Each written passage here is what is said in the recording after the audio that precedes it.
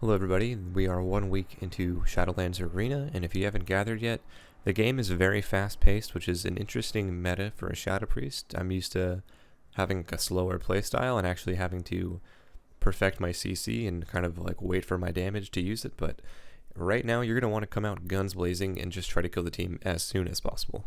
This is a perfect example of just doing everything right away.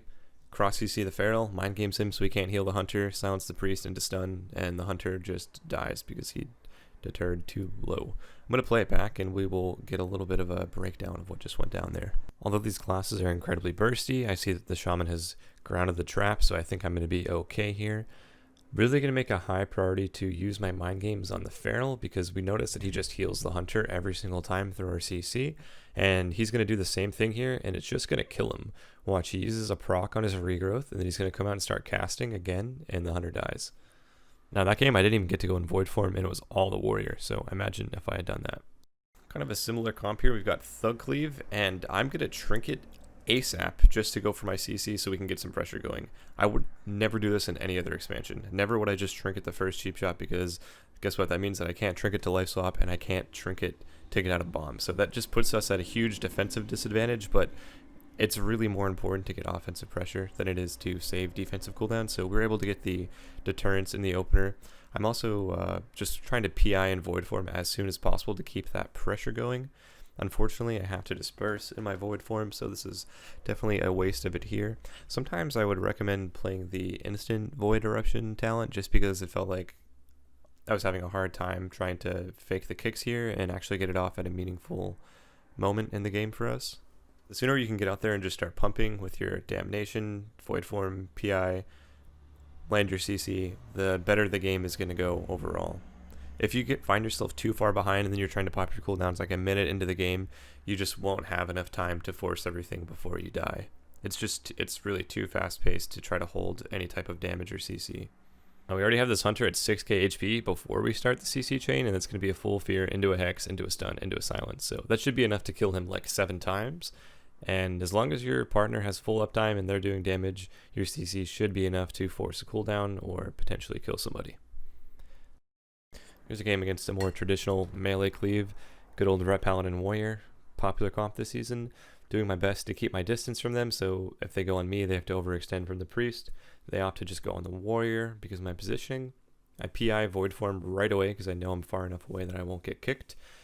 Start doing our CC as soon as we get to the Priest line of sight, and we instantly force Bubble and Paints up, so looking pretty good for our team here. I should be just trying to crank out as many Void Bolts as possible during this Void form, even if it's on the Warrior. Doesn't matter, do whatever you can to make yourself number 1 on the details meter, because if you're doing more damage, there's a good chance that you're going to win. The damage is so high right now. Whoever really gets that momentum rolling first is going to be in a good spot to win the game. So if they're retreating at the pillar like this, it's totally fine because all we want to do is wait for our CC anyway. So just pick a target, attack it until you're ready to push up for that CC. This is actually where Door of Shadows can really come in handy. The Priest is just pillaring me right now. My CC is about to come up, and you can see me just kind of waddle to him.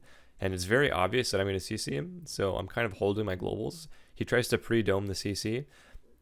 Really good effort on his part, but I saw the dome and decided, you know what, let's just hold our damage. I'm going to try to pull my Insanity, and as soon as that dome's over, we can just absolutely destroy this Ret Paladin.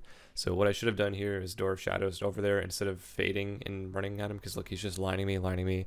Even though he's lining the Ret, it's really shitty because we just committed our Stormbolt there, and I didn't cross the CC, so I really should have used that Door of Shadows to reliably get that CC. And I end up trying to do it, but the Warrior kicks me, so really not quick enough on that decision.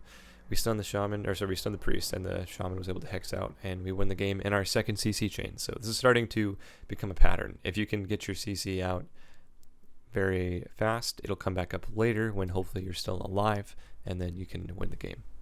But sometimes, even when you force cooldowns, they just die through it. So really good to just pop everything right away. We get a sap on the healer here.